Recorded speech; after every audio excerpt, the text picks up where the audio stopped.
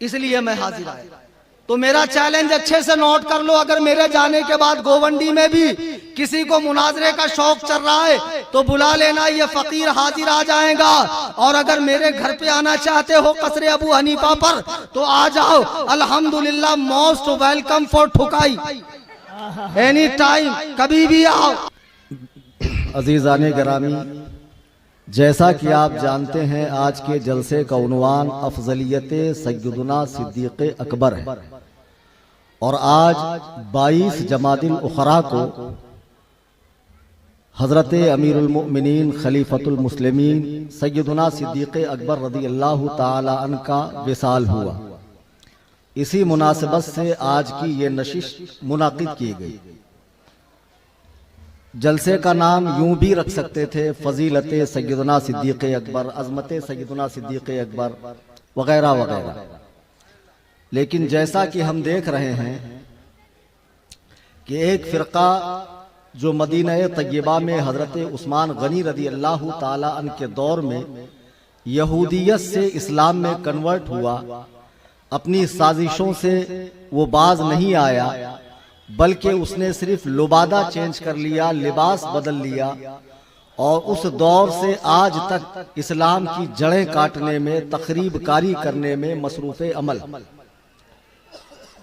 اس فرقے کی بعد میں کئی شاخیں ہو گئی اور دنیا کے مختلف کونوں میں، گوشوں میں، شوشوں میں وہ پائے جاتے ہیں۔ ہمارے یہاں بڑی آسانی سے ہم ان کو پہچان لیتے ہیں، چہرہ بھلے گورا ہو لیکن نیچے سے اوپر تک آپ کو پتا ہے۔ بہرحال ان سے اہل اسلام کا کوئی تعلق نہیں، نہ ان سے شادی ہے، نہ بیاہ ہے، نہ ہماری مساجد میں ان کا آنا ہے، نہ ان کے ایمان بگاڑے میں ہمارا جانا ہے۔ غرض کے کسی طریقے کا کوئی تعلق ہمارا ان کا نہیں تھا۔ لیکن اب بمبئی اور بعض خانقاہوں سے، بعض مزارات اولیاء سے کچھ اس قسم کی ذہنیت کے لوگ ہو گئے جو ان کا جھٹن کھا کے ان کی بولی بولنے لگے، اور عوام یہ دھوکے میں ہے کہ بہت بڑے پیر صاحب ہے، بہت بڑی نسبت ہے، بڑی خانقاہ سے تعلق رکھتے ہیں، امامہ شریف بھی ماشاءاللہ، جبہ شریف بھی 10-20 مریدین پیچھے سے پکڑے ہوئے ہیں، اور باپ دادا کی مسند انہیں جو ہے آئی ہوئی ہے۔ اقبال نے سچ کہا، میراث میں آئی ہے انہیں مسند ارشاد، زاغوں کے تصرف میں عقابوں کا نشیمن۔ اب ہم دیکھ رہے ہیں کہ یہ سلسلہ عوامی سطح پر اتنا بڑھ گیا کہ وہ لوگ جن کو دین کی ابتدائی باتیں بھی نہیں معلوم، کتنے ایسے ہیں کہ جن کو اگر پوچھا جائے کہ مسلمان ہونے کے لیے کن کن باتوں کو ماننا ضروری ہے، کن باتوں سے بندہ مسلمان ہوتا ہے، کن باتوں سے بندہ آؤٹ آف اسلام ہوتا ہے، بیسیکلی باتیں ان کو نہیں پتا۔ اگر ان کو آپ پوچھیں کہ بھئی اگر آپ سنی ہیں تو سنی ہونے کے لیے کن کن عقائد کو ماننا ضروری ہے، ان کو وہ بھی نہیں پتا۔ حتیٰ کہ آپ عبادات میں جو روزانہ 5 وقت پڑھی جاتی ہے نماز، اس کی ابتدائی باتیں پوچھ لیں، قرآن کریم ان سے سن لیں، ان سے اتحیات سن لیں، وہ صحیح طریقے پر نہیں پڑھ پائیں گے۔ لیکن اس قسم کے لوگ اب ٹرینوں میں، پان پٹی پر، چائے کی ہوٹلوں میں، چوراہے پر، اور جب رات میں تمام لوگ سو جاتے ہیں تو سڑکوں پہ نکل کر ہاتھ میں ان کے عجیب و غریب کڑے، گلے میں کڑے، یا علی کا لاکٹ اور نیلے پیلے ہرے دھاگے ہاتھ میں باندھے ہوئے بہت بڑے محبت اہل بیت کے ٹھیکیدار ماشاءاللہ، کہ امام عالی مقام نے جس کے لیے عظیم قربانی پیش کی، اس مشن پر پانی پھیرتے ہوئے پورا حلیہ بگاڑ لیا۔ یہ لوگ بحث کرتے ہیں، بات کرتے ہیں کس پر؟ صحابہ کرام کے بارے میں، ان مقدس نفوس قدسیہ کے بارے میں۔ خداوند قدوس و جبروت کی قسم کھا کر میں علماء کی موجودگی میں کہتا ہوں، اگر تم واقعی عاشق رسول ہوتے، عاشق اہل بیت ہوتے، تو خدا تمہیں اس دور میں پیدا کرتا، آج بریانی کھانے کے دور میں نہیں، قربانی دینے والے وقت میں تم پیدا ہوتے۔ آج تم یہاں تک ٹھوس ٹھوس کر کھا لیتے ہو اور رات میں بیٹھ کر صحابہ کے فیصلے کرتے ہو، فلانا تو باغی تھا، فلانا تو جہنمی تھا، اس نے تو ایسے کر دیا، اس نے ویسے کر دیا، بدبختو کان کھول کے سن لو، صحابہ کرام کے فیصلے تاریخی کتب سے نہیں ہوتے ہیں، حدیث و قرآن سے ہوتے ہیں۔ اللہ سبحان اللہ۔ تمہاری عقلیں ماری گئی، تم صحابہ کی عدالت لگا کر بیٹھے ہو چوک پر، روڈ پر، وہ تو ایسا تھا، وہ تو ویسا تھا، وہ تو بھینسا تھا، فلانا ایسا تھا۔ تیری ماں تجھ پر روئے کہ نبی کریم صلی اللہ علیہ وسلم کو جو جماعت اللہ نے عطا کی ہے صحابہ کی، وہ ایسی مقدس جماعت ہے کہ قرآن میں رب فرماتا ہے اولئک الذین امتحن اللہ قلوبہم للتقوی، اللہ نے جن کا امتحان لیا، جب وہ امتحان میں کھرے اتر گئے، جب وہ امتحان میں پاس ہو گئے، تو قرآن ہی سے سنو، قرآن کہہ رہا ہے والسابقون الاولون من المہاجرین، آنے والے فتح مکہ سے پہلے، فتح مکہ کے بعد، یعنی تمام صحابہ، ان کے بارے میں قرآن کہہ رہا ہے رضی اللہ عنہم ورضوا عنہ، اللہ اس پوری جماعت سے راضی ہے اور یہ لوگ اللہ سے راضی ہیں۔ سبحان اللہ سبحان اللہ، بہت خوب، سبحان اللہ۔ صحابہ سے رضا کا مجدہ قرآن دے رہا ہے کہ اللہ تعالیٰ ان سے راضی ہے۔ اب مجھے بتاؤ، جب اللہ نے ان کا امتحان لیا، آپ مدارس میں جائیے، جامعات میں جائیے، یونیورسٹیز میں جائیے، بھلے کسی مکتب میں چلے جائیے، پرائمری اور ہائی اسکول میں چلے جائیے، ہر جگہ کا ایک ضابطہ ہے، ہر جگہ کا ایک ڈسپلن ہے۔ پہلے کورس کروایا جاتا ہے، اس کے بعد ایگزام میں بٹھایا جاتا ہے، جب وہ امتحان میں پاس ہو جائیں تو اس کے بعد انہیں نمبر دیے جاتے ہیں، انہیں ڈگری دی جاتی ہے۔ آپ کو پتا ہے کہ اللہ تبارک و تعالیٰ نے صحابہ کا امتحان لیا، جب وہ پاس ہو گئے تو فرمایا اللہ ان سے راضی ہے، اور انہیں نمبر کتنے دیے؟ یہ جو میں نے آیت کریمہ تلاوت کی رضی اللہ عنہم ورضوا عنہ، یہ سورہ توبہ کی آیت نمبر 100 ہے۔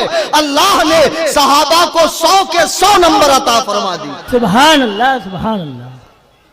اور پھر 100 کے 100 نمبر عطا فرما دیے، اور وَأَعَدَّ لَهُمْ جَنَّاتٍ تَجْرِي تَحْتَهَا الْأَنْهَارُ، اور یہ ایسی جنت میں داخل کیے جائیں گے جس کے نیچے نہریں بہتی ہے۔ ابھی تو نے جنت دیکھی بھی نہیں، جنت کی بو باس ملی بھی نہیں، ابھی تیرا کوئی ٹھکانہ نہیں ہے بخشش کا، اور تو صحابہ کے فیصلے کر رہا۔ فلانی نے کلیجہ چبایا، اس کا یہ حکم، اس کے بیٹے نے یہ کر دیا تو اس کا یہ حکم، اتنا قابل ہو گیا حکم بیان کرے گا۔ اب یہ بولتے بولتے یہ مرض، یہ بغض صحابہ کا کینسر امیر معاویہ پہ نہیں رکا۔ خوب اچھے سے سن لو، آن لائن بھی لوگ تقریر سن رہے ہیں۔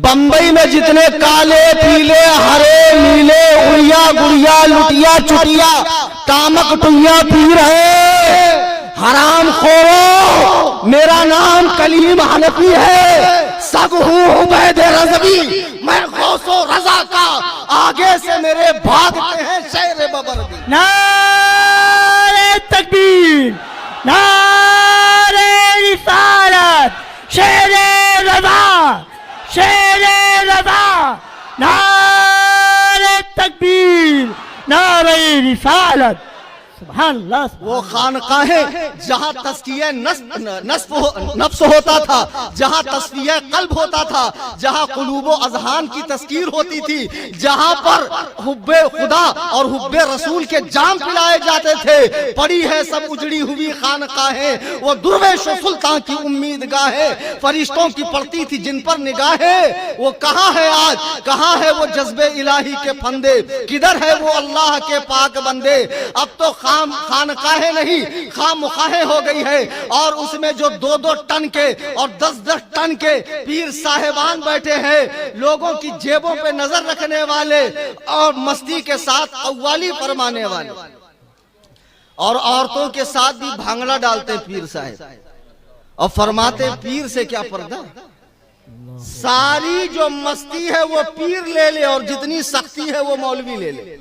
شریعت پورا مولوی کی طرف، طریقت مطلب مستی، بھانگڑا ڈالو، فتنے پھیلاؤ، نماز روزے سے فارغ، خدا بندے قدوس و جبروت کی قسم جو پیر مسجد میں آنے کی صلاحیت رکھتے ہوئے مسجد میں آ کر نماز نہیں پڑھتا، وہ پیر نہیں پیر ہے۔ خالی پگڑیاں اور القاب اور خانقاہوں کی اونچی عمارتیں مت دیکھو، اس کا تعلق صحیح ہے یا نہیں ہے خود یہ دیکھا کرو میرے بزرگوں اور دوستو۔ اب خانقاہیں شیعت کی بولی بول رہی ہے، حافظیت کی بولی بول رہے ہیں، اور اس دریا میں، اس رو میں اچھے اچھے لوگ بہتے جا رہے ہیں۔ بات امیر معاویہ تک ہی نہیں ہے، ہندا اور ابو سفیان تک ہی نہیں ہے، حضرت حبشی تک ہی نہیں ہے، بات بڑھتے بڑھتے حضرت ابو بکر تک چلی گئی۔ ہمیں ان سے کوئی لینا دینا نہیں کہ جو اپنا سینہ پیٹتے رہتے ہیں، ان کے سینے ہے ہی اسی لائق وہ ہمیشہ پیٹے جائیں، کیونکہ ان میں بغض صحابہ ہے۔ ہمیں ان سے کوئی لینا دینا نہیں ہے، لیکن ان کا جھٹن کھانے والے یہ تفضیلی گروہ جو اپنے آپ کو مولائی کہتا ہے، یہ مولائی نہیں موالی ہے، موالی۔ ہاں ہاں، بے شک بے شک۔ محبت علی کی بات کرتے ہو، حضرت مولائے کائنات منبر کوفہ پر ہیں اور فرماتے ہیں کہ جس دل میں ابو بکر و عمر کا بغض ہو وہاں علی کی محبت نہیں آ سکتی، بے شک بے شک، علی کی محبت وہاں نہیں آ سکتی۔ آج لوگ حضرت ابو بکر تک چلے گئے اور کہتے ہیں صاحب کہ ان کی افضلیت تو جمہور کا قول ہے اور حضرت علی ان سے افضل ہے۔ کچھ لنگڑی لولی حدیثیں اٹھا کر لاتے ہیں، ایسا نہیں ہے کہ دلیل نہیں، ہر دعویٰ کرنے والے کے پاس دلیل ہوتی ہے، دلیل کا معیار دیکھا جاتا ہے کس پائے کی۔ آپ کہیں کہ انہوں نے اتنی کتابیں لکھ ڈالی اس مسئلے میں، ابن تیمیہ نے 2500 کتابیں لکھی ہیں، علماء بیٹھے ہیں پوچھو۔ اشرف علی تھانوی نے 900 کتابیں لکھی، گستاخی کے بعد کیا اسلام سے اس کا تعلق رہا؟ کتابیں کتنی لکھی یہ مت دیکھو، یہ دیکھو کہ ان کے عقائد ہیں کیا۔ جو لوگ حضرت علی کو حضرت ابو بکر صدیق رضی اللہ تعالی عنہ پر فضیلت دیتے ہیں، بالاجماع وہ اہل سنت سے خارج ہیں، گمراہ ہیں، بد مذہب ہیں، ان سے کوئی تعلق نہیں رکھا جائے گا۔ اس لیے کہ حضرت ابو بکر صدیق کا انبیاء کرام اور رسول ملائکہ اور رسول انبیاء کے بعد تمام امت میں اور پچھلی تمام امتوں میں، تمام انبیاء کی امت میں آپ کا مقام افضل و اعلیٰ ہے۔ سبحان اللہ سبحان اللہ۔ میں نے جو آیت کریمہ پڑھی، اللہ ارشاد فرماتا والذی جاء بالصدق وصدق به اولئک هم المتقون، اور یہ سچائی لے کر آنے والے یعنی نبی کریم، کون سی سچائی؟ دین کی، ایمان کی، عقیدے کی، قرآن کی، اسلام کی، رب کی وحدانیت کی۔ وصدق به اولئک هم المتقون، سچائی لانے والے اور اس سچائی کو قبول کرنے والے یہ دونوں متقی ہیں۔ اب اس آیت کی تفسیر دیکھو، حضرت مولائے کائنات اس کی تفسیر کرتے ہیں، فرماتے ہیں اس آیت میں جو دو متقی ہیں اس سے مراد ایک اللہ کے نبی ہیں اور ایک ابو بکر صدیق ہیں۔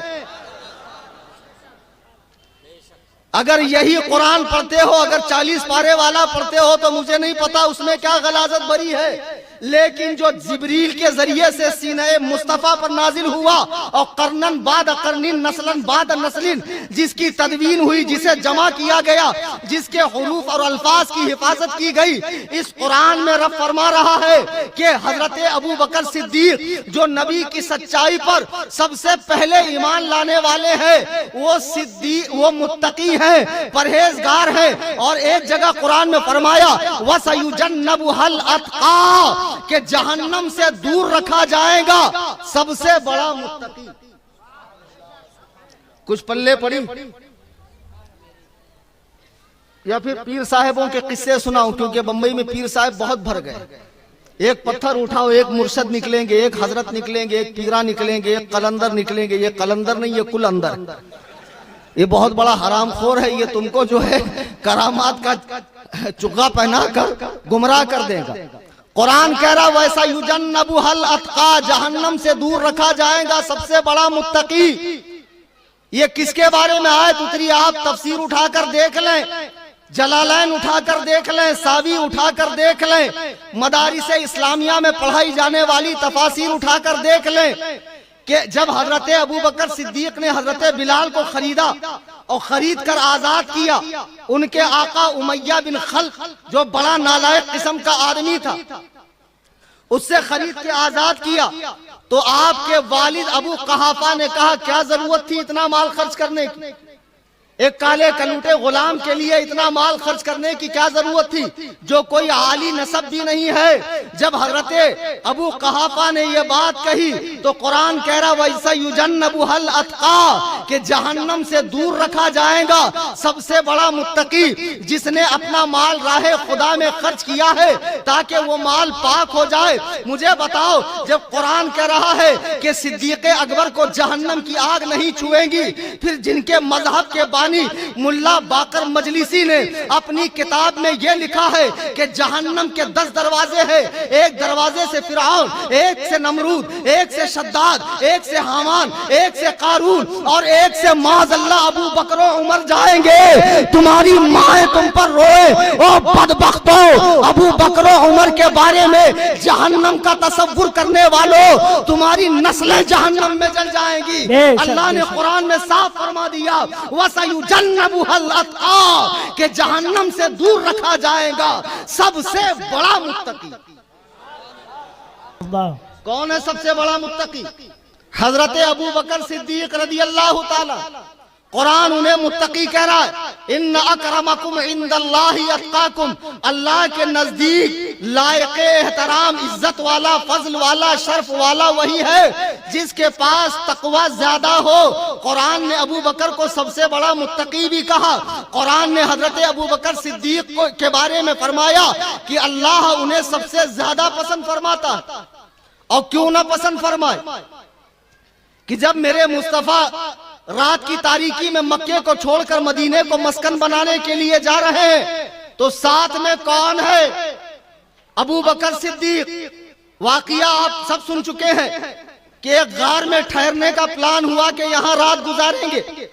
غار بہت پرانی تھی۔ حضرت ابوبکر نے فرمایا یا رسول اللہ آپ باہر کھڑے رہیں، میں اندر جا کر صفائی کرتا ہوں۔ روایتوں میں ہے آپ نے اپنی لنگی پھاڑی اور اندر جتنے ہول تھے، جتنے سوراخ تھے، سب آپ نے موچ دیے۔ ایک جگہ جو باقی رہ گئی تھی وہاں آپ نے ایڑی لگا دی، وہاں آپ نے اپنے پائے اقدس کو لگایا، سرکار کو اندر بلایا، میرے آقا تشریف لائے اور صدیق کی ران پر میرے آقا نے سر نبوت کو رکھا اور محو استراحت ہو گئے۔ اور اسی وقت میں اندر جو سانپ تھا اسے باہر نکلنے کے لیے راستہ نہیں مل رہا تھا، وہ ہر چند چاہتا تھا ابو بکر پیر ہٹائیں، میں بھی باہر نکلوں اور رخ مصطفیٰ کو دیکھوں، لیکن ایسا نہ ہو سکا۔ بالآخر سانپ نے کاٹا، اس کی شدت درد کی جب زیادہ ہوئی تو آپ کے آنسو رخسار مصطفیٰ پہ گر گئے۔ میرے آقا بیدار ہو گئے، فرمایا صدیق تجھے کس بات نے رلایا؟ کہا یا رسول اللہ مجھے سانپ نے کاٹا ہے۔ میرے آقا علیہ السلام نے اپنا مقدس لعاب دہن نکالا اور صدیق کے قدموں پہ لگا دیا اس جگہ پر جہاں سانپ نے کاٹا تھا۔ فوراً سانپ کا اثر جو ہے وہ زائل ہو گیا، زہر کا اثر زائل ہو گیا۔ دیکھو صدیق کو کل بھی سانپ کاٹ رہا تھا، آج بھی سپولے صدیق کے اوپر بھونک رہے ہیں، صدیق پر زبان تان کو دراز کر رہے ہیں، لیکن جس کا نگہبان مصطفیٰ ہو اس پر لاکھ بھونک لو کچھ ہونے والا نہیں۔ بے شک، سبحان اللہ سبحان اللہ۔ عزیزان گرامی وقار، قرآن کریم سے بھی اور احادیث مصطفیٰ سے بھی یہ غار میں جب میرے آقا ہے تو فرماتے ہیں، قرآن کہتا ہے ثانی اثنین اذ ہما فی الغار اذ یقول لصاحبہ لا تحزن ان اللہ معنا۔ جب یہ دونوں غار میں تھے تو میرے آقا نے ابو بکر سے فرمایا لا تحزن ان اللہ معنا، غم نہ کر، فکر نہ کر، اللہ ہمارے ساتھ ہے۔ سبحان اللہ سبحان اللہ۔ اذ یقول لصاحبہ، اپنے صحابی سے فرمایا۔ اب جو لوگ शियत का झुट्टन खाने के बाद हजरत अबू बकर की सहाबियत का इनकार कर रहे हैं। वो कान खोल के सुन ले, हजरत अबू बकर की सहाबियत का इनकार करने वाले कौन है? जरा मजमा बोले तो। इतने डाउटफुल हैं आप? काफिर। हाँ, थोड़ा कम डांट के बोल भाई। काफिर हैं, काफिर। और जो आपकी खिलाफत का इनकार करे वो भी काफिर है। मजारों पर धमाल डालने वाले, लोगों की जेबों पे नजरें रखने वाले, ये लाल पीले हरे नीले लिबास पहनकर, ऊंची ऊंची टोपियां पहनकर, 10 उंगली में 20 अंगूठियां डालकर जो लोगों को मुरीदा करते फिर रहे हैं और अपनी खामखाहों में सहाबा के फैसले कर रहे हैं, कान खोल के सुन लो। मेरे आका ने फरमाया, ला तहज़न इन्नल्लाह मआना, गम न कर, अल्लाह हमारे साथ है। सिद्दीक के साथ अल्लाह है, और सिद्दीक का मकाम बड़ा क्यों ना हो, अफजल क्यों ना हो। हम ये नहीं कह रहे कि सिद्दीक अफजल है, हम ये कह रहे हैं अंबिया की मुकद्दस जमात के बाद रूए जमीन पर तमाम इंसानों में सबसे अफजल अबू बकर है। बेशक, सुभान अल्लाह, सुभान अल्लाह, सुभान अल्लाह। सबसे अफजल अबू बकर है। और इसके लिए आप हजरत अली ही का कौल सुनिए।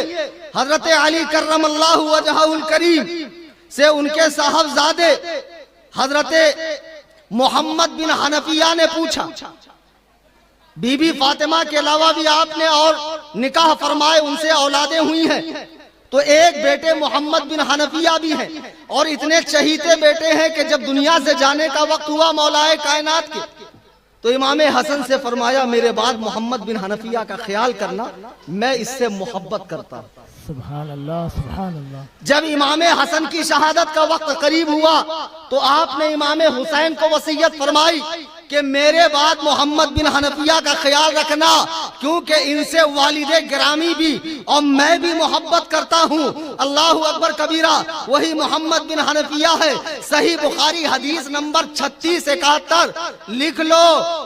जो इंटरनेट की मार्फत से दीन सीखते हैं और वो 10 बाई 10 के कमरे में बैठे हुए मिर्जा कज्जाब को फॉलो करते हैं और सहाबा के हवाले से बकवास करते हैं। मोहम्मद बिन हनफिया की रिवायत है, उन्होंने अपने बाप से पूछा, अय्युन नासी खैरुम बादा रसूलिल्लाह, कि रसूलुल्लाह सल्लल्लाहु अलैहि वसल्लम के बाद लोगों में, सहाबा में सबसे बेहतर कौन है? काला अबू बकर, फरमाया अबू बकर। सुभान अल्लाह। सुम्मा मन, फिर उन्होंने पूछा फिर कौन? तो फरमाया सुम्मा उमर, उसके बाद उमर।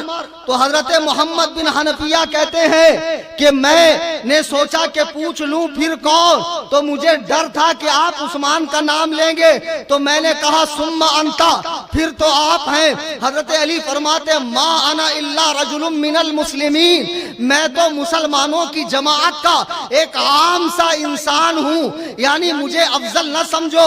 अल्लाहु अकबर कबीरा, ये उनकी इनकिसारी है। देखो खुद हजरत अली कर्रमल्लाहु वजहुल करीम ने फैसला फरमा दिया कि, और उनके बेटे से फरमाया, और ये रिवायत तवातुर के साथ बयान की जाती है। आपने फरमा दिया कि नबी करीम सल्लल्लाहु अलैहि वसल्लम के सहाबा में सबसे पहले कौन? अब जो गांजे का सुट्टा मार के, बटन खा के, घास फूक के, चाची पी के अपन अजमेर जा रेला, रेल में चिलम के धुएं उड़ेंगे। माशाअल्लाह, देखो जरा कव्वाल साहब, हुकूमत से मैं गुजारिश करूंगा कि इस किस्म की बकवास कव्वाली करने वालों को फिल फौर अंदर डाला जाए। बेशक।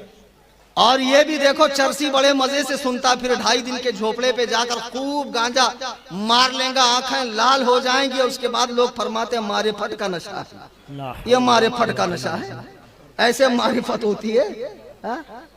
और ऐसे ऐसे बाकरामत गंजेड़ी नशेड़ी चरसी गर्दुल्ले आज घूम रहे हैं और सहाबा के फैसले कर रहे हैं। बदबख्तो देखो, हजरत मौलाए कायनात खुद फरमा रहे हैं कि नबी करीम सल्लल्लाहु अलैहि वसल्लम के सहाबा में सबसे अफजल अबू बकर, फिर उमर, और एक रिवायत उनसे है, फरमाते जो मुझे अबू बकर और उमर से अफजल कहे मैं उसे 80 कोड़े मारूंगा। अच्छा, आप कहने वाले तो आज हैं, अब हजरत अली इनको मारने के लिए कैसे तशरीफ लाएंगे? لیکن قیامت میں تو ملیں گے نا، آہا بے پھر شک وہاں کہاں بھاگو گے؟ مولا علی کے 80 کوڑے کھانے کے لیے تیار ہو جاؤ۔ حیدر کرار نے ذوالفقار کی نوک سے خیبر کا قلعہ اکھاڑا تھا، 80 کوڑوں میں تمہاری کیا حالت بنے گی بدبختوں، سوچو۔ آہا بے شک بکواس کرتے ہو، نشہ چڑھا کر گانجا پھونک کر کہتے ہو دمادم مست قلندر علی کا پہلا نمبر، یہ علی ہے جو کہہ رہے ہیں صدیق کا پہلا نمبر، سبحان اللہ بے شک یہ علی ہے جو فرما رہے ہیں صدیق کا پہلا نمبر۔ اور سنو، صحیح بخاری کی روایت ہے، حدیث نمبر 3665، حضرت عبداللہ ابن عمر رضی اللہ تعالیٰ عنہ کہتے ہیں کہ نبی کریم کے زمانے میں جب ہمیں صحابہ کے درمیان انتخاب کا مسئلہ آتا، انتخاب کرنے کے لیے کہا جاتا کہ چنو کون افضل، حضرت عبداللہ ابن عمر کہہ رہے ہیں، صحیح بخاری کی روایت ہے کہ نبی کریم صلی اللہ علیہ وسلم کے زمانے میں کننا نخیر بین الناس فی زمن النبی صلی اللہ علیہ وسلم، کہ جب نبی کے زمانے میں صحابہ میں انتخاب کا مسئلہ آتا، ووٹنگ کا کہ کون افضل ہے، تو حضرت عمر فرماتے ہیں فنخیر ابو بکر، تو سب سے پہلا نمبر ابو بکر کا آتا، ثم عمر بن الخطاب، ثم عثمان بن عفان، اس کے بعد عمر کا نمبر آتا، پھر عثمان کا نمبر آتا۔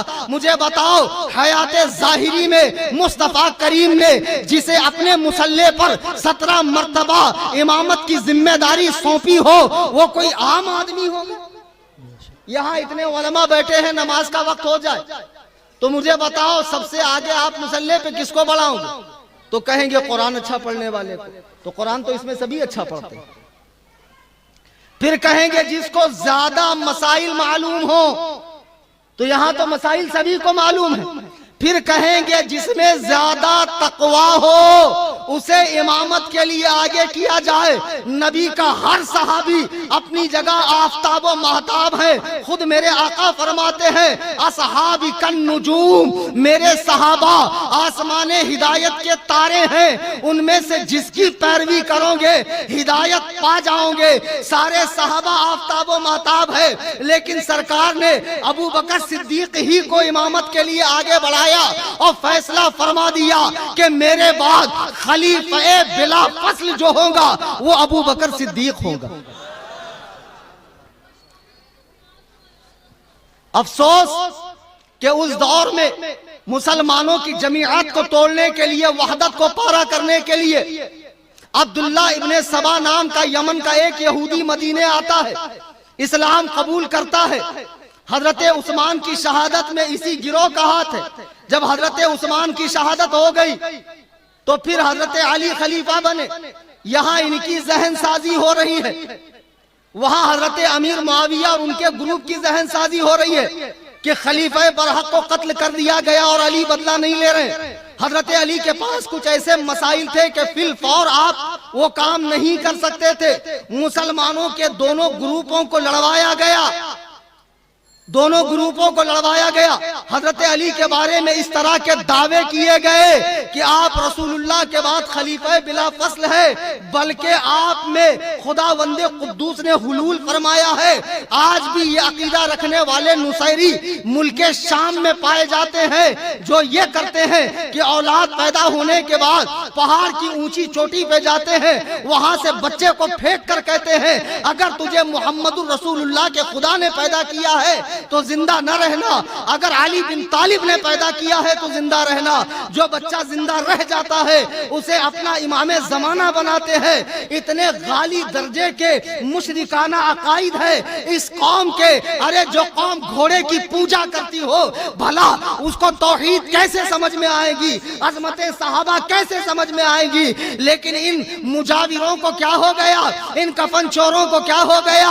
ہم عظمت صحابہ کی بات کر رہے ہیں، کہتے ہیں اجمیر میں نہیں چلے گا، ابے تیرے باپ کا راج ہے۔ جب اعلیٰ حضرت کے غلام اجمیر میں پہنچیں گے تو ایسے چلے گا کہ تو دکھے گا بھی نہیں۔ جب ہوا آتی ہے تو مچھر کہاں دکھتے ہیں، سارے غائب ہو جاتے ہیں۔ ہم اجمیر جائیں گے۔ بے شک سبحان اللہ جائیں گے نا، بے شک لیکن چادر نہیں خریدیں گے، مجاوروں کے گیسٹ ہاؤس میں نہیں رکیں گے، بڑی دیگ چھوٹی دیگ میں نہیں ڈالیں گے، وہ سکھوں جیسی شکل والا ہم دعا کریں گا اس کو اور وہ سرور چرسی کو اور جتنے بھی وہاں بھنگی بیٹھے ہوئے ہیں، کسی کو ایک پھوٹی کوڑی مت دینا۔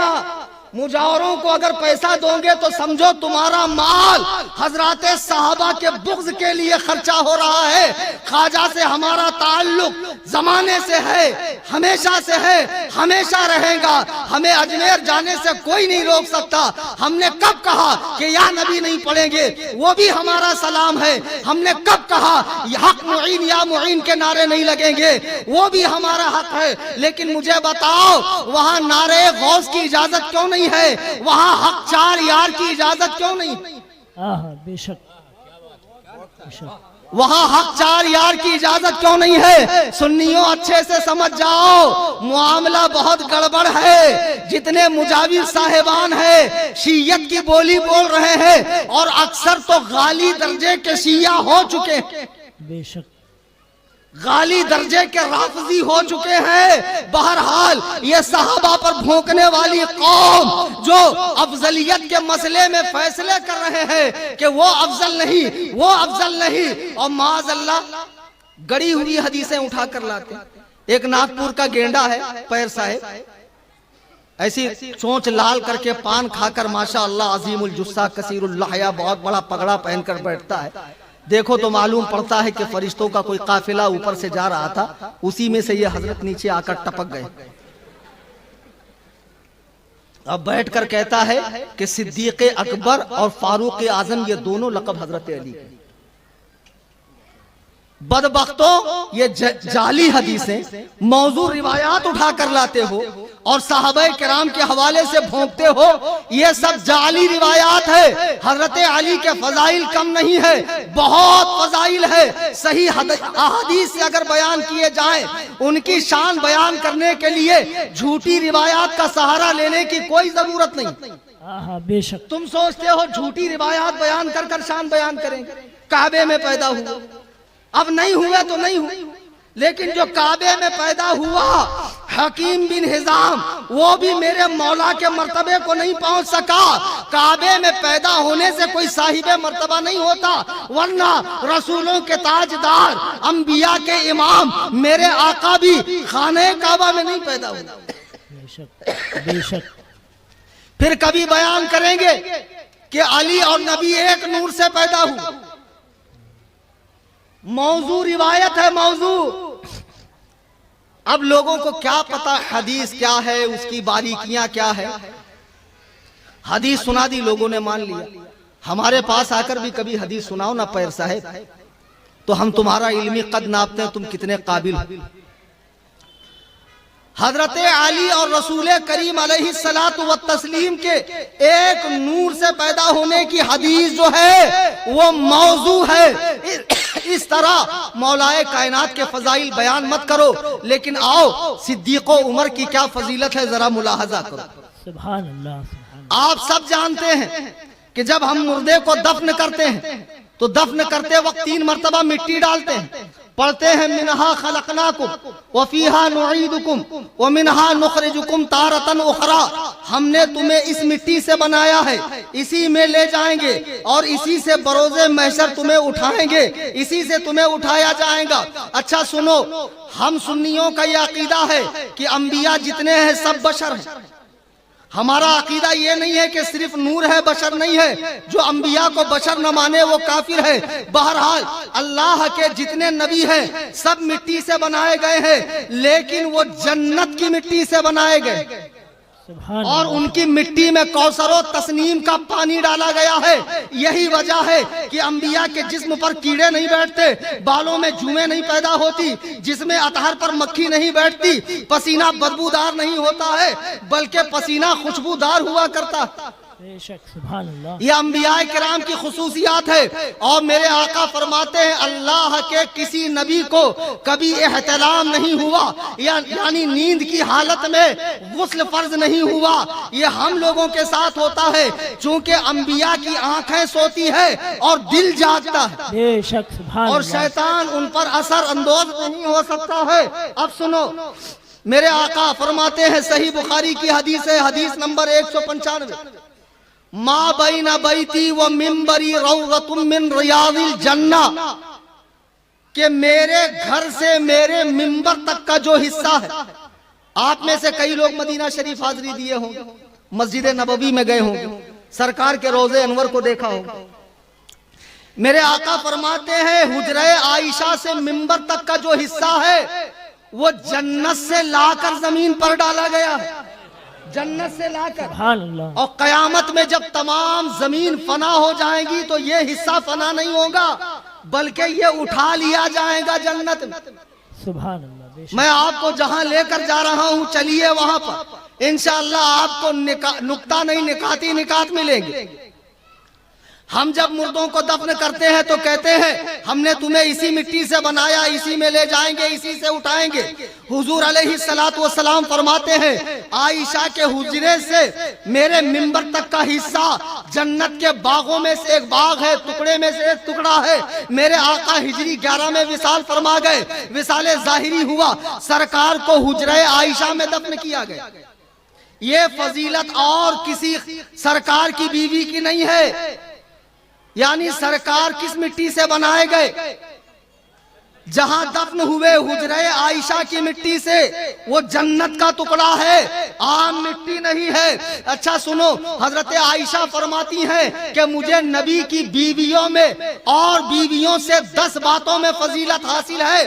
پہلی فضیلت یہ کہ جب میرا نکاح حضور سے کرنا تھا تو حضرت جبریل میری تصویر ایک ریشم کے کپڑے پر لے کر آئے اور سرکار کو دکھایا کہ اللہ تعالی چاہتا ہے آپ ان سے نکاح فرمائے. او نبی کی بیوی پہ بھونکنے والے ایرانی کتوں، ذرا مجھے بتاؤ، تمہاری کتاب حق الیقین میں لکھا ہے کہ جب امام مہدی ظاہر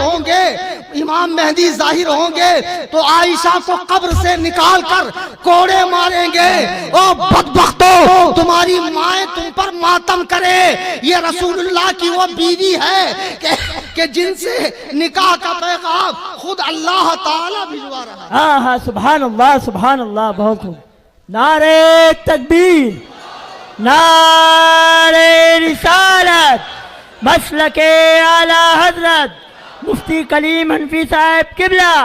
نعرہ تکبیر، نعرہ رسالت. پھر فرماتی ہے کہ ساری بیویاں نبی کی بیوگی کی حالت میں سرکار کے نکاح میں آئی، میں اکیلے کنوارے پن کی حالت میں سرکار کے نکاح میں آئی، اور حضور میرے بستر پہ ہوتے، اللہ وحی کو نازل فرماتا، کسی اور زوجہ کے بستر پر ہوتے تو وحی نہیں آتی تھی.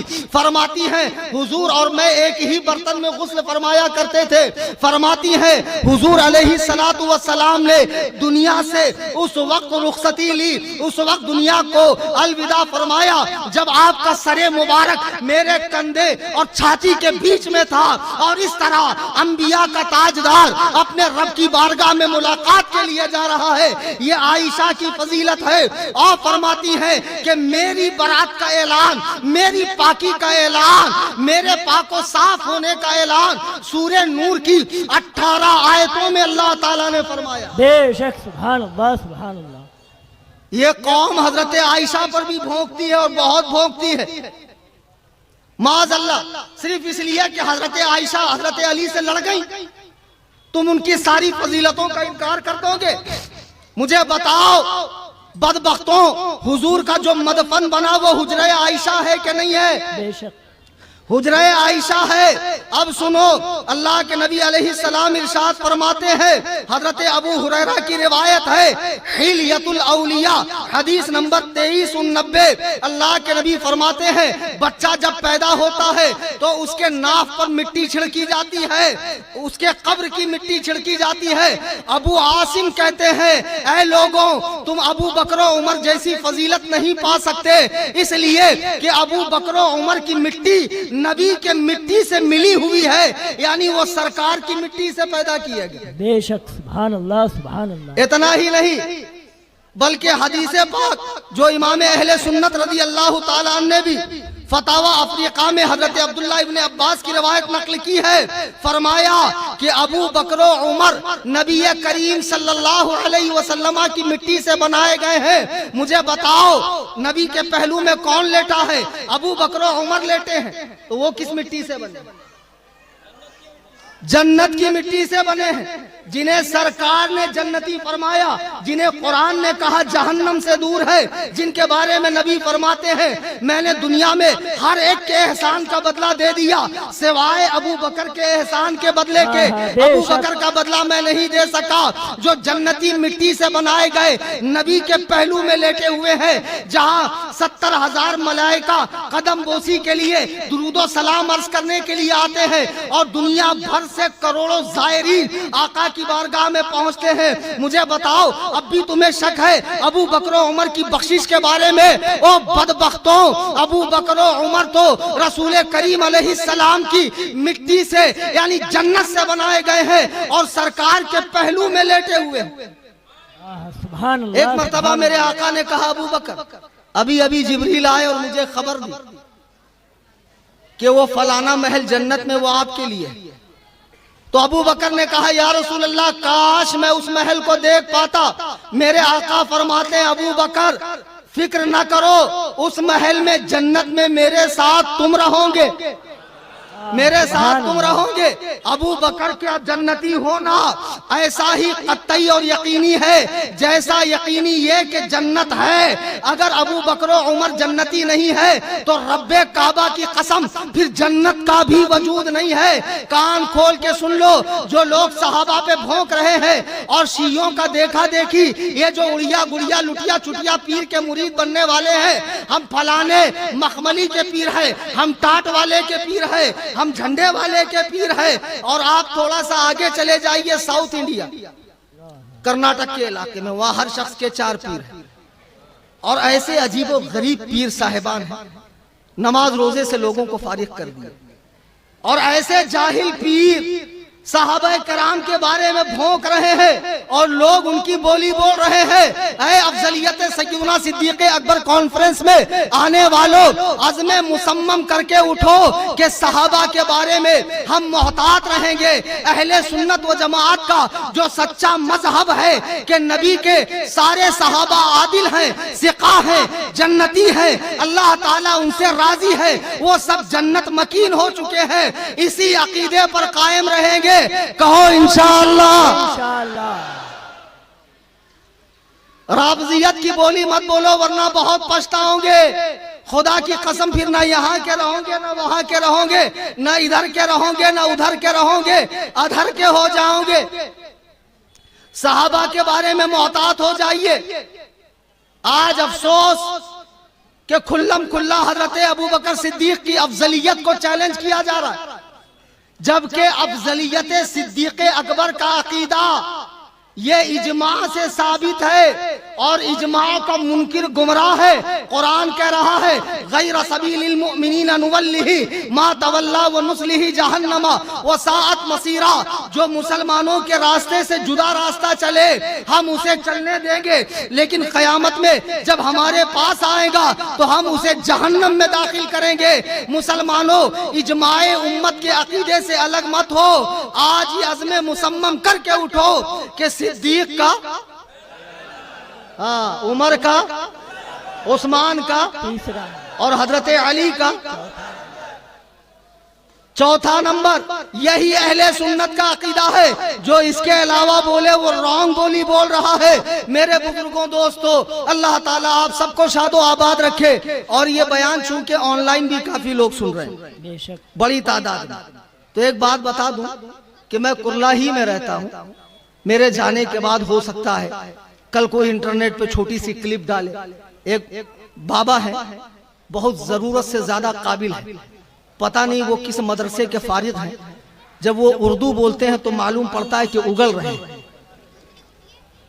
हमारे मौलाना तवक्कुल साहब हैं, فرمانے لگے حضرت ذرا اس کی خبر لیجئے. میں نے کہا بیچارے کو کوئی جانتا نہیں ہے 2-4 مریدوں کے علاوہ, نام لے لوں گا تو خواہ فیمس ہو جائے گا. ہمارے سامنے مناظرے میں آیا تھا, گینڈا سوامی کرسی پہ بیٹھا ہوا, کتابیں نیچے رکھی ہوں. میں نے کہا نیچے بیٹھو بدبخت, تمہیں اتنی تمیز نہیں ہے, کلام اللہ نیچے رکھا ہے اور حدیث کی کتابیں نیچے رکھی ہیں. تو وہ پیر صاحب ہے, تو بہرحال اٹھ گیا وہ. اس کے بعد سے وہ کنٹینیو ویڈیوز بنا کے ڈالتا ہے. کچھ اس کے بھی 2-4 ماننے چاہنے والے, بہت زیادہ تو فیمس نہیں ہے. پہلے ٹائر پنکچر کا کام کرتے تھے لیکن دکان چلی نہیں, تو سب سے آسان بنا موڑی کا دھندا کیا ہے؟ ابن رشد کہتا ہے لوگوں کو بیوقوف بنانا ہے تو مذہب کا لباس پہن لو. اور یہ بنا موڑی کا بہت اچھا دھندا ہے. خوب بال بڑھا لو, ایڑے چالے کرو, مستان ہے, بہت بڑے مجذوب ہیں, بہت پہنچیلے ہیں, بہت یہ ہے. اور پیر صاحب بھی کم چاپلوس نہیں ہوتے, جگہ جگہ ایجنٹ چھوڑے ہوئے ہوتے ہیں. پیر لوگ بڑے ہوشیار ہوتے ہیں آج کل. ایک شاعر صاحب نے مجھے اپنا واقعہ بتایا. بولے میں ایک مجلس میں گیا, پیر صاحب کی مجلس تھی, ان کے ابا کا عرس تھا.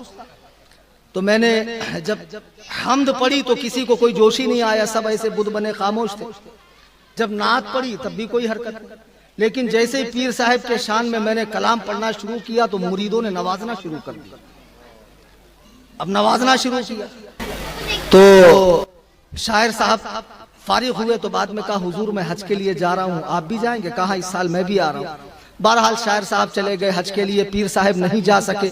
شاعر صاحب وہاں سے واپس آئے تو پھر ایک مرتبہ جلسہ ہوا تو شاعر صاحب نے یوں ہی پھکی مار دی, یوں ہی چھوڑ دیا پڑیا.